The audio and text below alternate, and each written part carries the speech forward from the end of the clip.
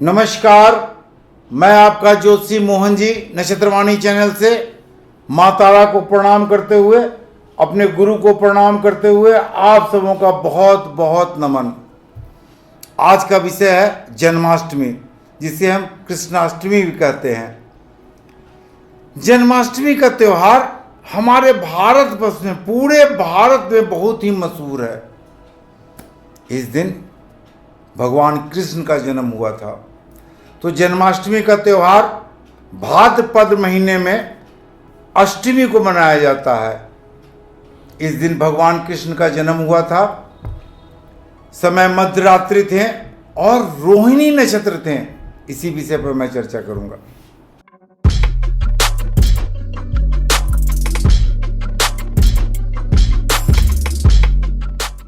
जन्माष्टमी 2021 जो भाद्रपद महीने के अष्टमी तिथि को पड़ते हैं, मनाया जाता है। इस दिन भगवान कृष्ण का जन्म हुआ था मध्यरात्रि में रोहिणी नक्षत्र में। इस बार का जन्माष्टमी, कृष्णाष्टमी बहुत ही महत्वपूर्ण है। इस कृष्णाष्टमी में, इस जन्माष्टमी में हजारों जन्माष्टमी का पुण्य मिलेगा जो व्यक्ति करेंगे, क्योंकि इस बार जन्माष्टमी भी रोहिणी नक्षत्र में ही पड़ रहे हैं। तो हम लोग जानेंगे कि जन्माष्टमी का कौन सा तिथि पड़ेगा, कौन सा डेट पड़ेगा और कैसे हम लोग मनाएं। यहां पर विषय है कि जन्माष्टमी 29 तारीख को होंगे या 30 तारीख को होंगे, 29 अगस्त या 30 अगस्त। और रोहिणी नक्षत्र कब पड़ रहे हैं? तो जन्माष्टमी इस बार 30 अगस्त को ही मनाया जाएगा और रोहिणी नक्षत्र 30 अगस्त को ही पड़ेंगे। जन्माष्टमी में भगवान कृष्ण की बाल रूप की पूजा होती है, बाल गोपाल की पूजा होती है। 30 अगस्त 2021 दिन सोमवार है, भाद्रपद कृष्ण पक्ष की अष्टमी, और अष्टमी की शुरुआत 29 अगस्त 11:25 PM पे हो रही है और 31 अगस्त तक रहेंगे 1:59 AM तक। तो जन्माष्टमी का त्यौहार 30 अगस्त को ही मनाया जाएगा। अब रोहिणी नक्षत्र, जिसमें भगवान कृष्ण की जन्म हुए थे, रोहिणी नक्षत्र जिसमें भगवान कृष्ण का जन्म हुआ था मध्यरात्रि में, तो रोहिणी नक्षत्र 30 अगस्त 2021 सोमवार को 6:39 यानी 6:39 AM से शुरू होगा और 31 अगस्त तक चलेगा। पूजा का, जन्माष्टमी के पूजा का बेस्ट टाइम आप नोट कर लें कि जन्माष्टमी में पूजा 30 अगस्त को कौन सा टाइम सबसे ज़्यादा उपयुक्त होंगे। तो सोमवार 30 अगस्त को 11:59 PM यानी 11:59 PM रात्रि में पूजा होगा और 12:44 तक आप पूजा कर सकते हैं। ये 45 मिनट का जो समय है, ये अति उत्तम है जन्माष्टमी की पूजा करने के लिए। तो आप 30 अगस्त की मध्यरात्रि 11:59 PM से पूजा शुरू करें और 12:44 AM 31 अगस्त तक पूजा आप आराम से करें जन्माष्टमी की। जन्माष्टमी की पूजा में भगवान कृष्ण के बाल गोपाल की पूजा होती है। और मैं यहाँ आपको जानकारी दे दूं कि जिन दंपति को संतान नहीं है, वो जन्माष्टमी की पूजा तो अवश्य ही करें, क्योंकि बाल गोपाल की पूजा करने से उनकी मनोकामना संतान की अवश्य ही पूरी होगी। कोई भी मंत्र आपको याद नहीं हो तो ओम क्रीम कृष्णाय नमः, ओम क्रीम कृष्णाय नमः, ओम क्रीम कृष्णाय नमः का जाप आप आराम से कर सकते हैं। बहुत सारे मंत्र हैं भगवान कृष्ण की, लेकिन ओम क्रीम कृष्णाय नमः का जाप करके आप अपनी मनोकामना को पूरी कर सकते हैं। यहाँ ध्यान देने की एक बात है कि आप इतने मंत्र को न जाप करें कि आप खुद उलझ जाएं। तो आप कोई भी एक मंत्र ले लें, बाल गोपाल का ही मंत्र ले लें, चाहे क्रीम कृष्णाय नमः का मंत्र ले लें और आप जाप करें। जन्माष्टमी में पूर्ण उपवास की रीति है और पूर्ण उपवास करनी भी चाहिए। जन्माष्टमी का उपवास करने से सुख, समृद्धि और अच्छे स्वास्थ्य, रोग से निवारण का भी वर आपको कृष्ण से मिल सकता है। आपकी भावनाएं कृष्ण के चरणों में, कृष्ण के दिल में होनी चाहिए। आप अपनी भावना को व्यक्त करें और मैंने जो समय बताया 11:59 रात्रि से लेके 12:44 रात्रि तक, यानी 31 अगस्त 12:44 तक आप कर सकते हैं। ये 45 मिनट का समय है, इसमें आप जाप करें। संतान सुख की प्राप्ति होगी जिन दंपतियों को संतान नहीं है। और एक चीज याद रखें, ये जन्माष्टमी जो पड़ रहा है, जो रोहिणी नक्षत्र में है, 1000 एकादशी के बराबर ये एक जन्माष्टमी है। आपकी हर मनोकामना ये जन्माष्टमी पूरी कर देंगे। बस बाल गोपाल की शरण में चले जाएं, कृष्ण के शरण में चले जाएं, आपकी इच्छाएं जरूर पूरी होगी। जन्माष्टमी में रात्रि में जागरण की भी परंपरा मेरे यहाँ रही है। हम लोग जागरण करते हैं और ये परंपरा का आप पालन करें, हम लोग पालन करें तो अति उत्तम होगा। भगवान कृष्ण ने कहा है कि जन्माष्टमी का व्रत करने वाले जो भी व्यक्ति, चाहे स्त्री हो या पुरुष हो, जो व्यक्ति जन्माष्टमी का व्रत करेंगे उनकी कभी भी अकाल मृत्यु नहीं होगी। भय, अकाल मृत्यु का भय या किसी भी चीज का भय जन्माष्टमी का पर्व करने से आपका दूर हो जाएगा। और जो महिलाएं प्रायः गर्भपात की शिकार हो जाती हैं, उन्हें जन्माष्टमी तो जरूर करनी चाहिए। और इस जन्माष्टमी जो 30 अगस्त 2021 को हो रहा है, रोहिणी नक्षत्र में पड़ रहा है, उन महिलाओं के लिए ये अद्भुत दिन आ रहा है। 30 अगस्त 2021 को अद्भुत, जिन्हें हमेशा गर्भपात का शिकार होना पड़ता है, तो जो महिलाएं जन्माष्टमी करती हैं, विशेष करके ये जन्माष्टमी जो रोहिणी नक्षत्र में पड़ रहे हैं, उनका गर्भपात तो कभी भी नहीं होगा और प्रभु कृष्ण उनके गर्भ की रक्षा खुद करेंगे। जन्माष्टमी की पूजा में एक बात का ध्यान आप अवश्य रखें कि आपका तन और मन दोनों शुद्ध होना चाहिए। कोई भी अशुद्ध चीज का भोजन वर्जित है। इस दिन पूर्ण उपवास का रीति है हमारे समाज में, हमारे परंपरा में, हमारे शास्त्र में। तो मन शुद्ध रहेगा, तन शुद्ध रहेगा और आप पूर्ण रूप से प्रभु कृष्ण के शरण में जाएंगे, उनके चरणों में जाएंगे और आपको अद्भुत लाभ मिलेगा। अष्टमी तिथि को जया तिथि भी कहते हैं। हमें इस बात का पूर्ण ध्यान रखना चाहिए कि अष्टमी तिथि को जया तिथि भी कहते हैं। यानी कि जया तिथि मीन्स, जया तिथि का माने जीत दिलाने वाली तिथि। और कृष्ण जन्माष्टमी, कृष्णाष्टमी जया तिथि ही है। इस तिथि में भगवान कृष्ण की पूजा करने वाले की हार नहीं होगी। अगर आप शत्रुओं से परेशान हैं तो भी उपवास रख के भगवान कृष्ण के शरण में जाएं, क्रीम कृष्णाय नमः, क्रीम कृष्णाय नमः का मंत्र का जाप करें, हार नहीं होगी, क्योंकि ये जया तिथि है।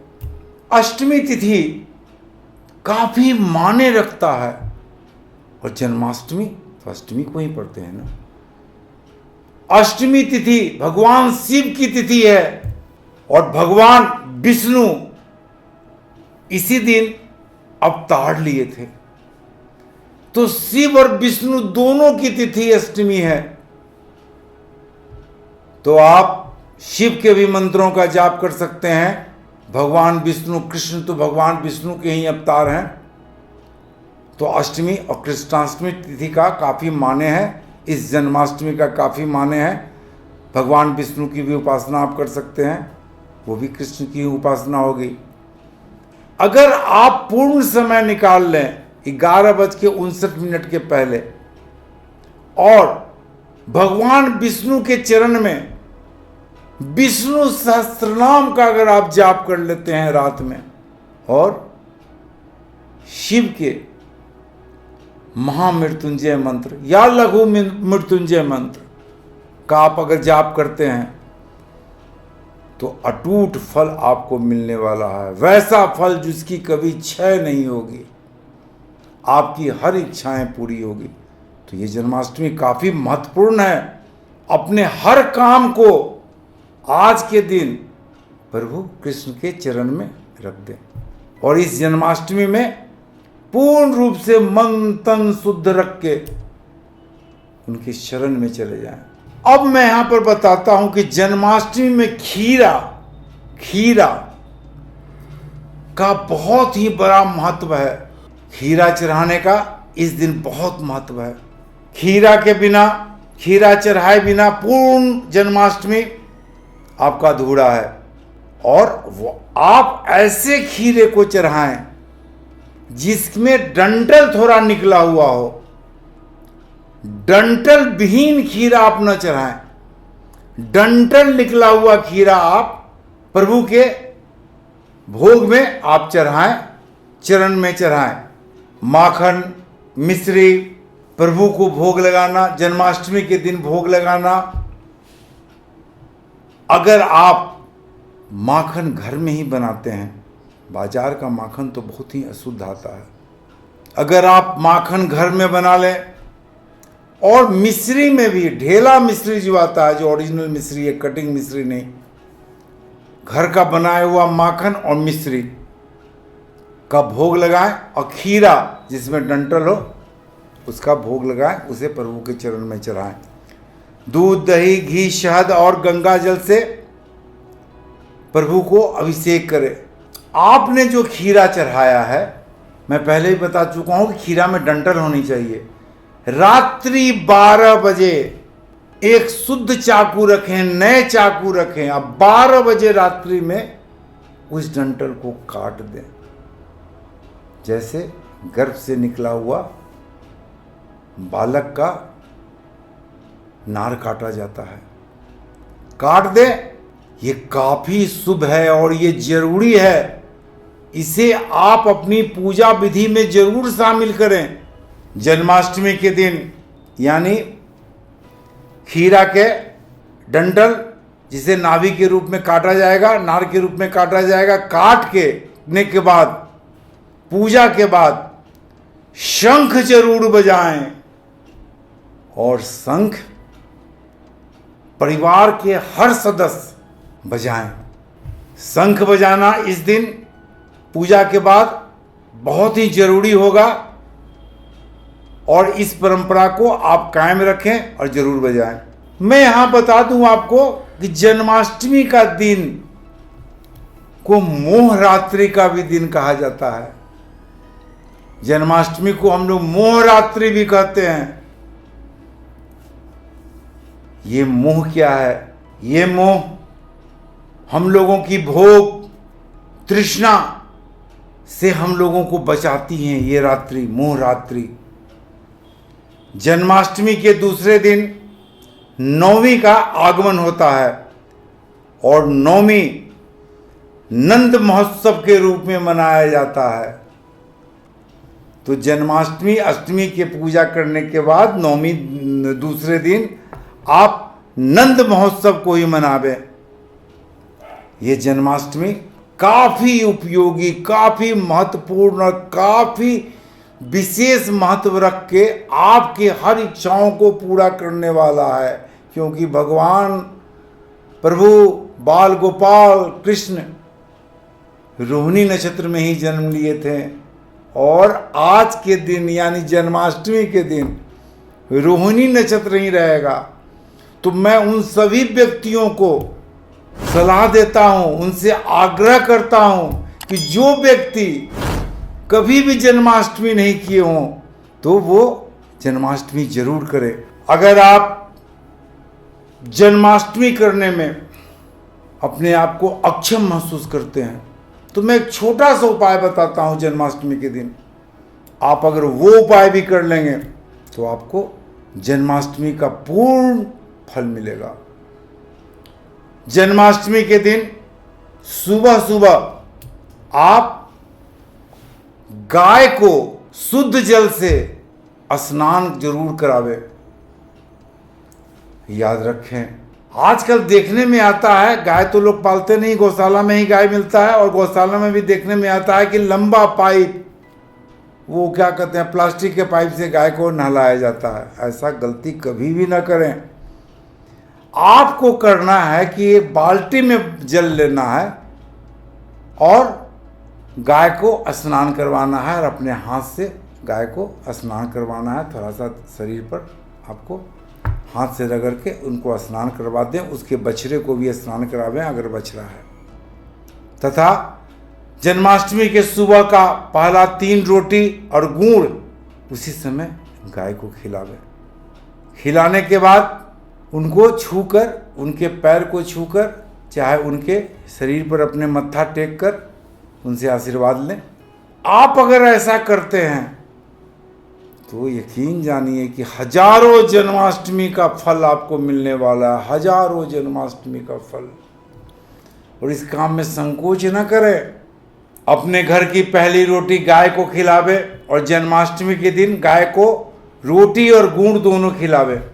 अगर जन्माष्टमी के दिन गाय को आप चना खिलाते हैं, अगर काली गाय है, अगर आप उसे चना खिलाते हैं, चाहे कोई भी गाय हो, लाल गाय हो, सफ़ेद गाय हो, लेकिन काली गाय हो तो ज़्यादा बेटर है, तो यकीन जाने शनि की साढ़े साती का प्रकोप आप में खत्म हो जाएगा।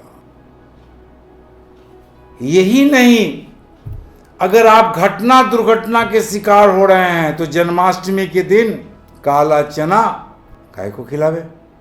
हर घटना दुर्घटना से आपको मुक्ति मिल जाएगी। अगर आप कर्ज में दबे हुए हैं, कर्ज से आपको मुक्ति नहीं मिल पा रही है, तो जन्माष्टमी को ही नहीं, जन्माष्टमी को तो खिलाएं और हर अष्टमी को गाय को काला चना खिलावें। आपको कर्ज से मुक्ति मिल जाएगी, पूर्ण कर्ज से मुक्ति मिल जाएगी और प्रभु कृष्ण के शरण में आप सदा रहेंगे। तो ये जन्माष्टमी में प्रभु गोपाल कृष्ण के शरण में जाएं, कृष्ण के शरण में जाएं, शरणागत हो जाएं। और ये जन्माष्टमी विशेष जन्माष्टमी है जो रोहिणी नक्षत्र में पड़ रहा है। तो आज का वीडियो ख़त्म कर रहा हूँ। आपसे आज्ञा चाहूँगा, आपसे अनुरोध करूँगा कि आप मेरे इस चैनल नक्षत्रवाणी को लाइक करें, सब्सक्राइब करें, शेयर करें और अपना सुझाव हमें दें। बहुत बहुत धन्यवाद। जन्माष्टमी आपको मुबारक हो। जन्माष्टमी में आप फलें फूलें, आपको पूर्ण शुभकामनाएं, आशीर्वाद है। नमस्कार।